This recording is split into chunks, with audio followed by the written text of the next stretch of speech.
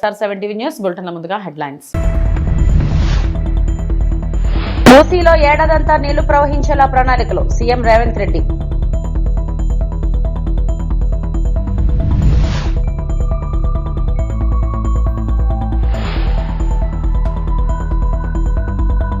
రాజకీయ నేతల ఫోటోలకు స్వస్తి, ఇకపై రాజముద్రతోనే పట్టాదారు పాస్ పుస్తకాలు స్పీకర్ అయ్యన్న పాత్రుడు.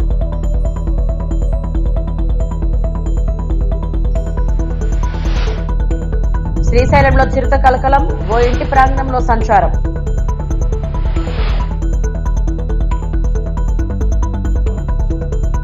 నిజాంలో నిర్మించిన ప్రాజెక్టులే హైదరాబాద్ ప్రజల దాహార్తిని తీరుస్తున్నాయని తెలంగాణ సీఎం రేవంత్ రెడ్డి అన్నారు. గతంలో జలవనరులను కాపాడుకునే ప్రయత్నాలు జరగలేదని విమర్శించారు. మూసీ ప్రక్షాళనపై అసెంబ్లీలో సీఎం మాట్లాడారు. వద్దంటే మీ కడుపు మంటేందో చెప్పండి, తెలంగాణ ప్రజలు నిర్ణయించుకుంటారు. అందుకే ఈరోజు మూసీ నది పరివాహక ప్రాంతాన్ని నైట్ ఎకానమీగా మారుస్తా అని చెప్పిన అధ్యక్ష. పట్టణం అంతా రాత్రి 9 గంటలకు నిద్రపోతే రాత్రి 9 గంటల నుంచి ఉదయం 6 గంటల వరకు మూసీ నది పరివాహక ప్రాంతంలో నైట్ ఎకానమీని రివైవ్ చేసి అక్కడ హోటల్స్, ఆఫీసులు, అదే విధంగా ఫుడ్ కోర్ట్స్, కల్చరల్ యాక్టివిటీస్ వీటన్నిటిని కూడా ప్రపంచ స్థాయి నగరంగా మార్చడానికి నైట్ ఎకానమీని ఓపెన్ చేయబోతున్నామని చెప్పినాం అధ్యక్ష. ఆ ప్రాంతంలో ఉన్న ప్రతి వాళ్లకు, నష్టపోయే వాళ్లకు అత్యధికంగా నష్టపరిహారం ఇచ్చి బ్రహ్మాండమైన కాలనీలు కట్టించిస్తాం అధ్యక్ష. ఈ రోజు వాళ్ళు ఏ పరిస్థితి లేనోళ్ళు, ఏ దిక్కు లేనోళ్ళు, సర్వం కష్టాలలో మునిగేటోడే మూసీ పక్కన పోయి ఇల్లు కట్టుకుంటాడు అధ్యక్ష.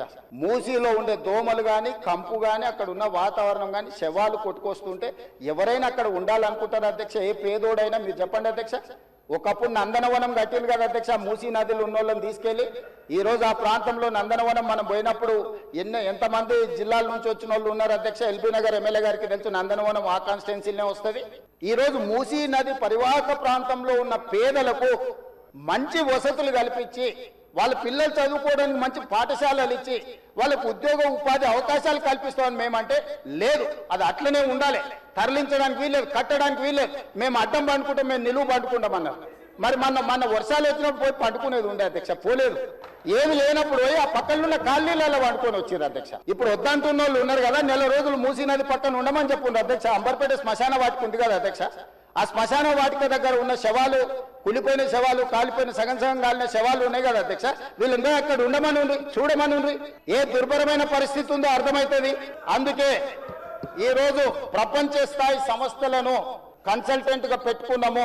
ఫస్ట్ ఫేజ్ నర్సీపట్నం రైతుల భూములకు సంబంధించిన పట్టాదారు పాస్ పుస్తకాలపై రాజకీయ నాయకుల ఫోటోలు ఉండకూడదని ప్రభుత్వ అధికారిక చిహ్నమైన రాజముద్రతోనే ఇకపై పాస్ పుస్తకాలు జారీ చేస్తామని రాష్ట్ర అసెంబ్లీ స్పీకర్ చింతకాల అయ్యన్న పాత్రుడు స్పష్టం చేశారు. శుక్రవారం నర్సీపట్నం స్థానిక మార్కెట్ యార్డ్ లో రెవెన్యూ శాఖ ఆధ్వర్యంలో నిర్వహించిన నూతన పట్టాదారు పాస్ పుస్తకాల పంపిణీ కార్యక్రమంలో ఆయన ముఖ్య అతిథిగా పాల్గొన్నారు. ముఖ్యమైన కార్యక్రమం ఏంటంటే రైతు పాస్ పుస్తకాలు ఉండవు, తెలిసి మీ అందరికీ పాస్ అయి ఉన్నాయి. ఆ పాస్ పుస్తకాలని మనకున్న భూముల తాలూకు వివరాలన్నీ కూడా పాస్ పుస్తకాలు ఉంటాయి. ఈ మధ్యన గత 5 సంవత్సరాల్లో ఈ పాస్ పుస్తకాలు ఇష్టం వచ్చినట్టు వాళ్ళు తయారు చేశారు. ఒకరి భూమి ఒకరి పాస్ పుస్తకం వెళ్ళిపోయింది, ఇంకొకరి భూమి ఇంకో పాస్ పుస్తకం వెళ్ళిపోయింది, ఎవరిష్టం వాడిది అయిపోయింది. కొంతమంది అయితే పక్కోడి భూమి కూడా కల్పించుకుని పాస్ పుస్తకాలు రాయించుకున్నారు. నాకు ఇంటికి ప్రతిరోజు కూడా మా ఇంటి దగ్గరికి 10-15 కేసులు ఇవే వస్తాయి. నా భూమి కల్పించుకున్నారండి, పక్క భూమి కల్పించుకున్నారండి అని అనేక కంప్లైంట్. అంచేత చంద్రబాబు గారితో మాట్లాడిన తర్వాత మీ అందరం కూడా దాన్ని రీసర్వే చేసి మీ అందరి తాలూకు ఆలోచనలు చెప్పిన సలహాలు తీసుకొని దాన్ని ఎవరి భూమి అయితే ఉందో వారి భూమిని సక్రమంగా పాస్ పుస్తకాలు చేసి మీకు ఇవ్వాలన్నది మీ ప్రభుత్వం తాలూకు ఆలోచన. సింపుల్గా చెప్తే మీకు అర్థమయ్యేలా చెప్తున్నాను నేను. మీకు పాస్ పుస్తకం మీ చేతిలో ఉంటే ఒకవేళ ఎవరైనా ఉంటారు, దొంగలు ఉన్నారు, ఏదన్నాం ప్రతి చోట దొంగలు ఉన్నారు. బాబు గారితో మాట్లాడిన తర్వాత రెవెన్యూ మినిస్టర్ గారి మీద కూర్చొని దీన్ని సర్వే చేసి, చాలా పెద్ద టైం ఇది, రాష్ట్రం మొత్తం మీద అన్ని గ్రామాల్లో కూడా సర్వే చేసి ఎవరికి ఇబ్బంది లేకుండా చెయ్యాలని చెప్పి ప్రభుత్వం ఆలోచన చేసింది. దాంట్లో భాగంగా ఇప్పటికి రాష్ట్రం మొత్తం అన్ని 175 నియోజకవర్గాలు కూడా ఈ సర్వే చేసాం. అలాగే మన నర్సీపట్నం నియోజకవర్గం కూడా కొన్ని గ్రామాలు అయ్యాయి సర్వే. ఆ గ్రామాలన్నిటికీ కూడా పాస్ పుస్తకాలు ఇవ్వాలని చెప్పి ఈవేళ స్టార్టింగ్ మాత్రమే. మీరు రోజు నర్సీపట్నం రావాల్సిన లేదు. అదే ఆర్డీఓ గారికి, కలెక్టర్ గారికి చెప్పాను నేను. ఈవేళ స్టార్టింగ్ కాబట్టి ఈవేళ రాష్ట్రం మొత్తం మీద అన్ని నియోజకవర్గాలు కూడా ఈవేళ కార్యక్రమం పెట్టాం. ఇది ఒక్కరోజే. ఇక్కడ రేపటి నుంచి మీరు ఇక్కడ నర్సీపట్నం రావాల్సిన లే. మీ మండలంలో మీ గ్రామం కూడా వెళ్తారు కదండి. మీ మండలంలో మీ గ్రామం వచ్చి పాస్ పుస్తకాలు ఇచ్చి ఏర్పాటు చేస్తున్నాం. ఇదే మా మండలానికి కూడా వెళ్ళాల్సిన లేదు. ఆఫీసులో మీ గ్రామం వస్తారు, మీ సచివాలయం కూర్చుంటారు, మిమ్మల్ని అందరినీ పిలిచి పుస్తకాలు అక్కడ ఇచ్చి ఏర్పాటు చేస్తాం. ఇవాళ ఒక్కరోజు అంటే ఓపెనింగ్ రోజు కాబట్టి రాష్ట్రం అంతా ఒకేసారి చేస్తున్నాం కాబట్టి ఇవాళ నర్సీపట్నంలో పెట్టడం జరిగింది. రేపటి నుంచి మీరు ఇక్కడ రావాల్సిన లేదు. మీ ఊరే వస్తారు, వచ్చి మీకు ముందుగా ఇంటిమేట్ చేస్తారు. మీ సచివాలయం దగ్గర ఉండి తీసుకోవాల్సిన అవసరం ఉంది. రెండోది ఏంటంటే, ఎందుకు పాస్ పుస్తకాలు మార్చాం? మరి గత ప్రభుత్వంలో పాస్ పుస్తకాలు ఇచ్చారు, మనం ఎందుకు మార్చామని చెప్పాలి కదా, మీకు తెలియదు కదా. భూమి మీది, మీ తాతలో మీ తండ్రిలో ఇచ్చిన భూములు అవి, పూర్వం నుంచి వచ్చిన భూములు. భూమి మీది, మీ పాస్ పుస్తకం మా ఫోటో ఎందుకండి? నా భూమి అది. మరి గత ప్రభుత్వంలో చూడండి ఫోటో, ఈ బొమ్మ, ఈ మొహం, ఈ బొమ్మ, నవ్వు చూడండి. శ్రీశైలంలో అర్ధరాత్రి చిరుత కలకలం సృష్టించింది. దీంతో స్థానికులు, భక్తుల్లో భయాందోళనలు మొదలయ్యాయి. శ్రీశైలంలోని పాతాళగంగా సమీపంలో మెట్ల మార్గంలోని ఓ ఇంటి చిరుత సంచరించింది. ఈ దృశ్యాలు సీసీ కెమెరాలో రికార్డు అయ్యాయి. దీంతో అప్రమత్తమైన అధికారులు, స్థానికులు భక్తులకు అలర్ట్ జారీ చేశారు. శ్రీశైలం వచ్చే భక్తులు, ముఖ్యంగా పాతాళగంగలో పుణ్య స్నానాలకు వెళ్లే భక్తులు, స్థానికులు జాగ్రత్తలు పాటించాలని మైకుల ద్వారా అనౌన్స్ చేశారు.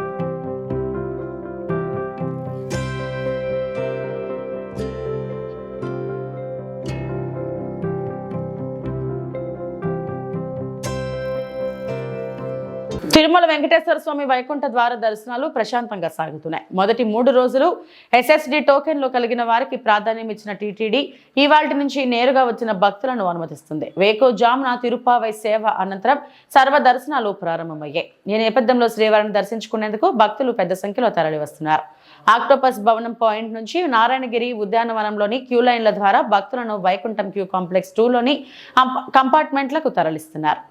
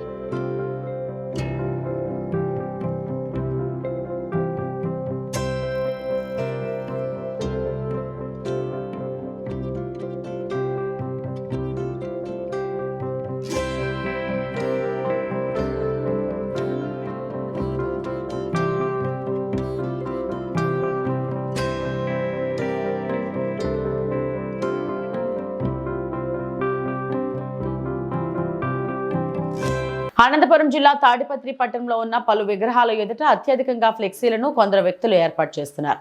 ముఖ్యమైన విగ్రహాల వద్ద ఫ్లెక్సీలు ఏర్పాటు చేయాలంటే మున్సిపల్ అధికారుల వద్ద అనుమతులు పొందాలని, లేని పక్షంలో అటువంటి వారిపై చర్యలు తీసుకుంటామని టౌన్ ప్లానింగ్ అధికారిని సుజాత అన్నారు. తాడిపత్రి పట్టణంలో ఎవరైనా ఫ్లెక్సీలు ఏర్పాటు చేయాలంటే తప్పనిసరిగా మున్సిపల్ అధికారులతో నిర్వాహకులు అనుమతులు పొందాలని ఆమె తెలిపారు. తాడిపత్రి ప్రజలకు మరియు వ్యాపారస్తులకు విజ్ఞప్తి అండి.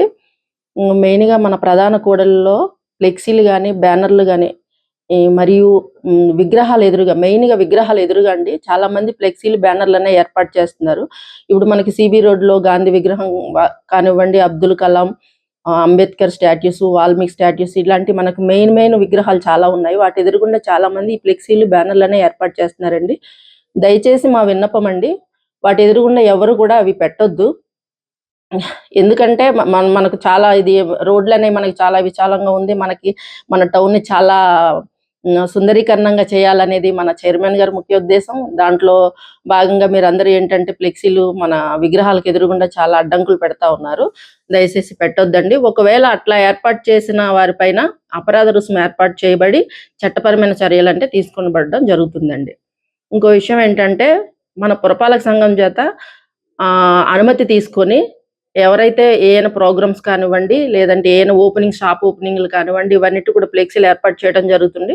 దయచేసి మీరు అనుమతి తీసుకోండి, పురపాలక సంఘం నుంచి అనుమతి తీసుకొని ముందు రోజు పెట్టండి. నెక్స్ట్ ప్రోగ్రామ్ అయిపోయిన వెంటనే మీరు అవి రిమూవ్ చేసేసేయండి దయచేసి. ఇంకో విషయం ఏంటంటే, చాలా మంది వివిధ ప్రదేశాలకు వెళ్తున్నారండి. ఎక్కడ పడితే అక్కడ ఫ్లెక్సీలు అనేవి ఏర్పాటు చేస్తున్నారు, అట్లానే వదిలేస్తున్నారు. దయచేసి మా తరపు నుంచి విజ్ఞప్తి ఏంటంటే, ఎవ్వరికి కూడా వివిధ ప్రదేశాలకు వెళ్లే వాళ్ళకి ఫ్లెక్సీలు బ్యానర్లు అనేవి పురపాలక సంఘం నుంచి నిరాకరించడం పడిందండి. ఎవరు పెట్టడానికి వీలు లేదు. దయచేసి పట్టణ ప్రజలు గమనించవలసిందిగా కోరడమైంది. తెలంగాణ అసెంబ్లీ సమావేశాలు కొనసాగుతున్న వేళ బీఆర్ఎస్ సంచలన నిర్ణయం తీసుకుంది. అసెంబ్లీ సమావేశాలను బహిష్కరించనున్నట్లు బీఆర్ఎస్ తెలిపింది. రేపటి నుంచి శాసనసభకు హాజరు కావద్దని బీఆర్ఎస్ ఎమ్మెల్యేలు నిర్ణయం తీసుకున్నారు. రేపు ఉదయం తెలంగాణ భవన్లో కృష్ణానది జలాలు, పాలమూరు, రంగారెడ్డి ప్రాజెక్టుపై బీఆర్ఎస్ పవర్ పాయింట్ ప్రెజెంటేషన్ ఇవ్వనుంది. ఇక ఈ రోజు అసెంబ్లీ సమావేశాలను కూడా బీఆర్ఎస్ ఎమ్మెల్యేలు బాయ్కాట్ చేశారు. అనంతరం బీఆర్ఎస్ నేతలు గన్ పార్క్ వద్దకు చేరుకున్నారు. గన్ పార్క్ వద్ద స్పీకర్ వైఖరిపై నిరసన తెలియజేస్తున్నారు.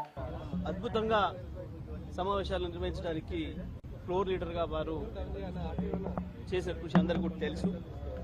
ఆనాటి మా స్పీకర్లు కూడా మరి ప్రభుత్వ ఆలోచనల మేరకు చాలా ప్రజాస్వామికంగా అన్ని సమస్యలు చర్చకు రావాలి. శాసనసభ అంటేనే రాష్ట్ర వ్యాప్తంగా ప్రజలందరూ కూడా ఎదురు చూస్తుంటారు. అనేక వర్గాల ప్రజలు వాళ్ళ గొంతులు శాసనసభలో వినిపించాలని చెప్పి కోరుకుంటారు. సహజంగానే ప్రతిపక్షాల దగ్గరికి వెళ్ళి వాళ్ళు అనేక వినతులు ఇస్తుంటారు. వాటి అన్నింటినీ కూడా ప్రశ్నల రూపంలో ప్రతిపక్షం అడగాలని, కొంత వాళ్ళకి ఏదైనా దాని నుంచి ఊరట లభిస్తుందని చెప్పి భావిస్తారు.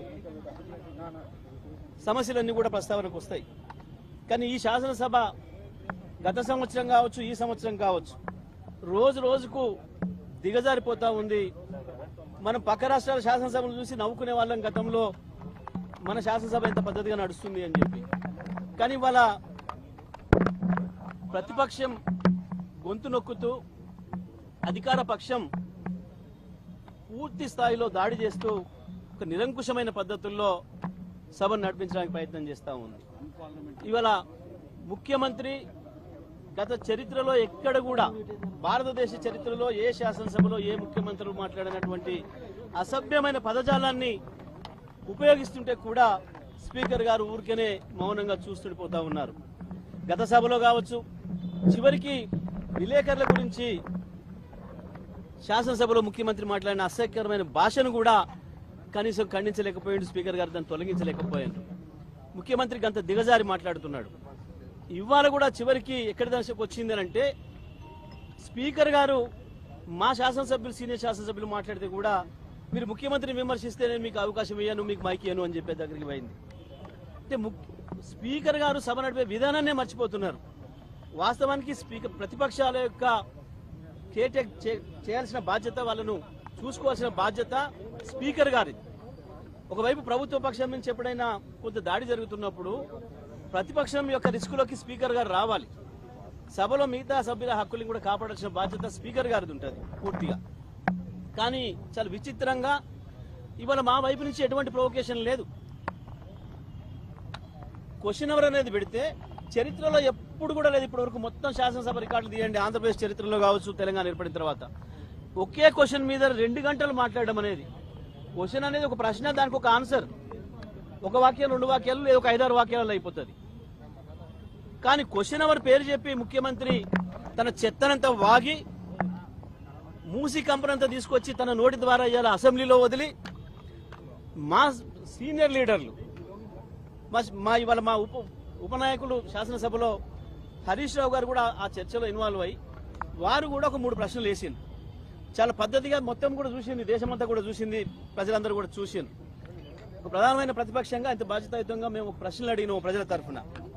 మేము ప్రజల తరఫున ఉంటాం, మేము మిగతా కార్యక్రమాలు మీరు చేసుకోండి, కానీ పేద ప్రజల ఇండ్లు కూలగొడితే మాత్రం మేము వాళ్ళ వెంట ఉంటామని చెప్పి చాలా స్పష్టంగా చెప్పారు. మా పాలసీ అది. ఆ తర్వాత ముఖ్యమంత్రి ఇష్టం వచ్చినట్టు దాడి చేసేసి మాకు అవకాశం ఇవ్వకుండా ఇంకొక ప్రతిపక్షానికి అవకాశం ఇచ్చేసేసి మూసేస్తున్నప్పుడు మేము మా 2వ శాసనసభ్యురాలు మా ఇంకో ఉపనాయకురాలు సబితా ఇంద్రారెడ్డి గారికి అవకాశం వస్తే వారు మూసి ప్రస్తావన తేగానే స్పీకర్ గారు మైక్ కట్ చేస్తారు. సునీతా లక్ష్మారెడ్డి గారికి అవకాశం ఇచ్చి వారు మాట మొదలుపెట్టే ముందే మళ్ళీ కట్ చేసిండ్రు. మా ఇంకో డిప్యూటీ లీడర్ గారు తలసాని శ్రీనివాస్ యాదవ్ గారు సీనియర్ నాయకులు వారు మాట్లాడి ఇది పద్ధతి కాదు, శాసనసభను ఇట్లా నడిపితే ఎట్లా, మా సభ్యులు ఒక్క మాట కూడా అనలేదు, ముఖ్యమంత్రి గారు వారి ఇష్టం వచ్చిన పద్ధతుల్లో మాట్లాడినరు, ఇది సరైనది కాదు అని చెప్పి వారు మాట్లాడుతుంటే వారు మైక్ కట్ చేసారు. చివరికి మళ్ళీ మేమందరం డిమాండ్ చేస్తే హరీష్ దక్షిణ కైలాసంగా ప్రముఖ పుణ్యక్షేత్రం శ్రీకాళహస్తీశ్వర దేవస్థానం ఆలయంలో త్రయోదశి సందర్భంగా ప్రదోషి నంది సేవ నిర్వహించారు. ఆలయ అలంకార మండపం వద్ద వెండి నది వాహనంపై స్వామి అమ్మవారిని పుష్పాలతో సుందరంగా అలంకరించి మంగళ వాయిద్యాలతో మేళతాళాలతో ఆలయ ఆవరణలో స్వామి అమ్మవారిని ఊరేగించారు. ధ్వజస్తంభం వద్ద స్వామివారిని అమ్మవారికి దీపధూప నైవేద్యం అఖండ దీపారాధన హారతులు సమర్పించారు.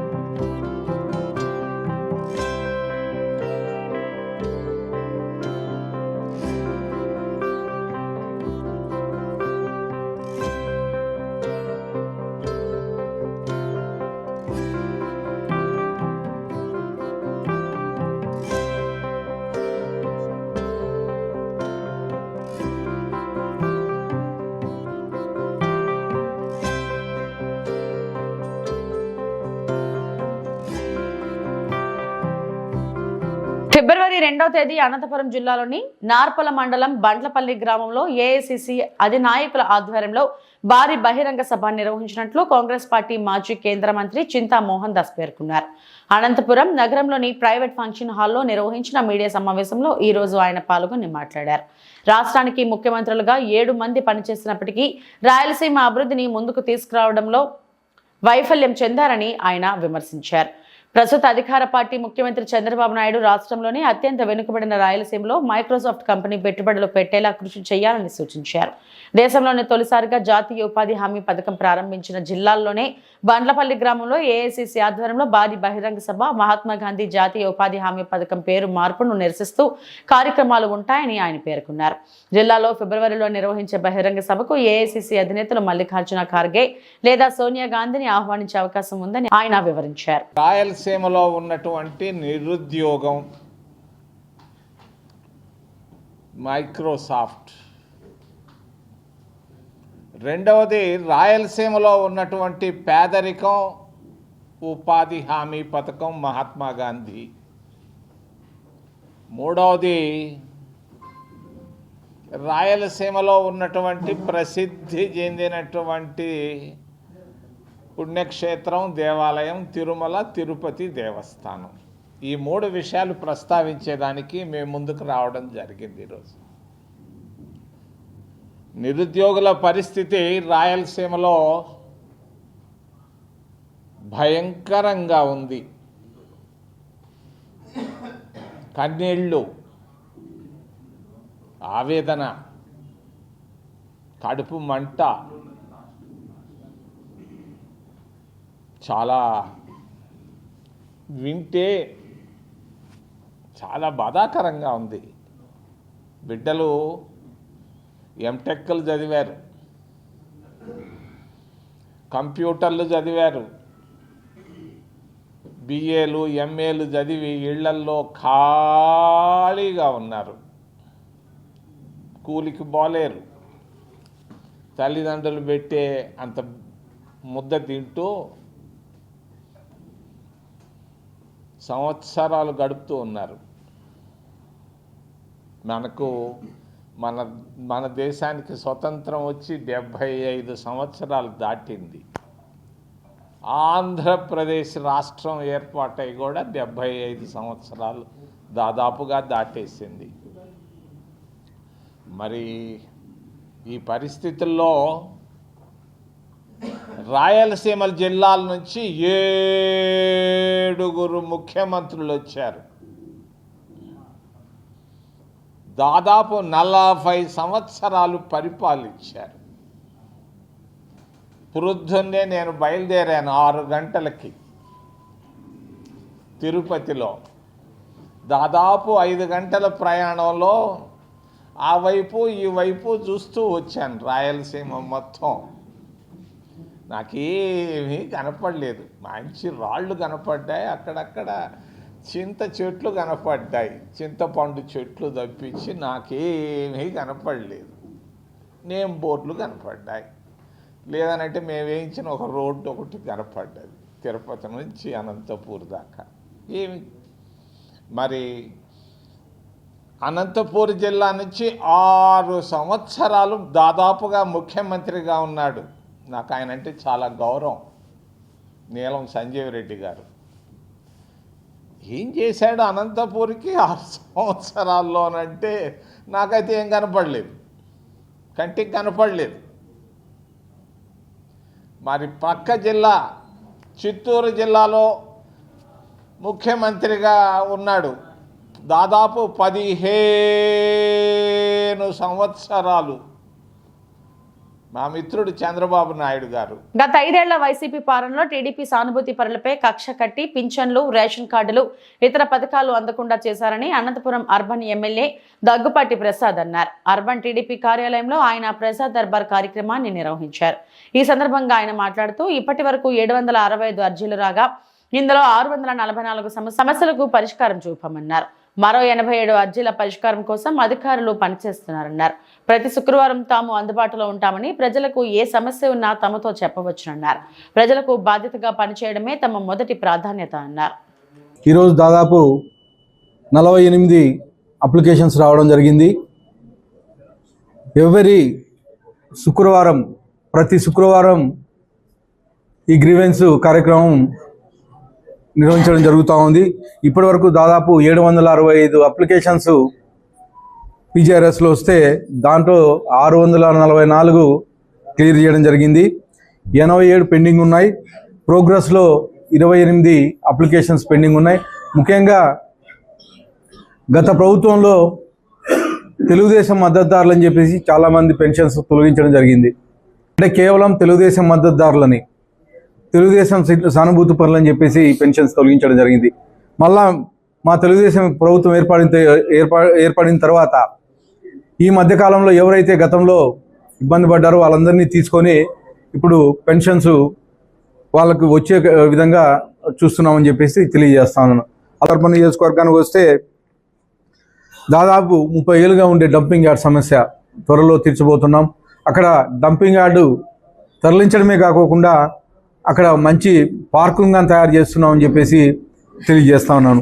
అలాగే ఇప్పటివరకు అనేకమైనటువంటి సీసీ రోడ్లు నిర్మించాం. ఈ సంవత్సరం ఉన్న కాలంలోనే ఓన్లీ అనంతపురం అర్బన్ నియోజకవర్గంలో దాదాపు 130 కోట్ల రూపాయల అభివృద్ధి పనులు చేశాం. నిన్న ఇక్కడే మా ఆఫీస్ పక్కన ఉండే రోడ్డు కానీ సీసీ రోడ్డు ₹1 కోటి. ఈరోజు రామ్నగర్లో దాదాపు 20 ఏళ్ళ నుంచి పెండింగ్ ఉండే రోడ్డు డ్రైన్లు ₹1,25,00,000తో భూమి పూజ చేయడం జరిగింది.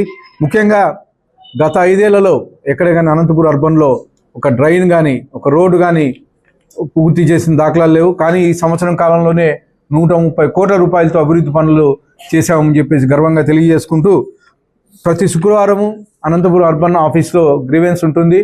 అనంతపురం నగర ప్రజలను కానీ గ్రీవెన్స్ను యూటిలైజ్ చేసుకోవాల్సిందిగా కోరుతూ ఈ అవకాశం ఇచ్చిన అందరికీ ధన్యవాదాలు తెలుపుకుంటున్నాను.